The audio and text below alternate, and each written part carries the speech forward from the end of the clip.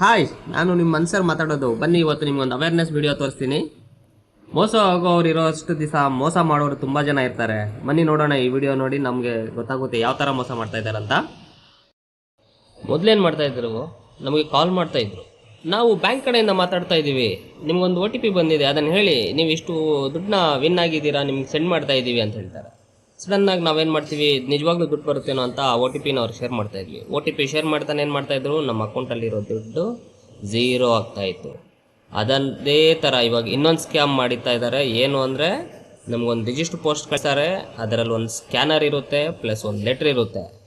ನಾವು ನಿಜವಾಗ್ಲೂ ಅದನ್ನು ನೋಡ್ಬಿಟ್ಟು ನಿಜವಾಗ್ಲೂ ಯಾವುದೋ ಕಂಪ್ನಿಯಿಂದ ನಮಗೇನೋ ಗಿಫ್ಟ್ ವೋಚರ್ ಬಂದಿದೆ ಅಂತ ಅಂದ್ಬಿಟ್ಟು ಆ ಗಿಫ್ಟ್ ವೋಚರ್ ಮೇಲೆ ಇರುವಂಥ ಸ್ಕ್ಯಾನರ್ನ ನಾವೇನು ಮಾಡ್ತೀವಿ, ಸ್ಕ್ಯಾನ್ ಮಾಡ್ತೀವಿ. ಸ್ಕ್ಯಾನ್ ಮಾಡ್ತಾನೆ ಏನಾಗುತ್ತೆ, ನಮ್ಮ ಅಕೌಂಟಲ್ಲಿರೋ ದುಡ್ಡು ಝೀರೋ ಆಗುತ್ತೆ. ದಯಮಾಡಿ ಯಾರು ಈ ಥರ ವೋಚರ್ಸ್ ಬಂದಾಗ ಸ್ಕ್ಯಾನ್ ಮಾಡಬೇಡಿ. ಅದರ ಬಗ್ಗೆ ತಿಳ್ಕೊಂಡು ನೀವು ಅದನ್ನು ಸ್ಕ್ಯಾನ್ ಮಾಡಬೇಕಂತ ಕೇಳ್ಕೊತೀವಿ. Thank you.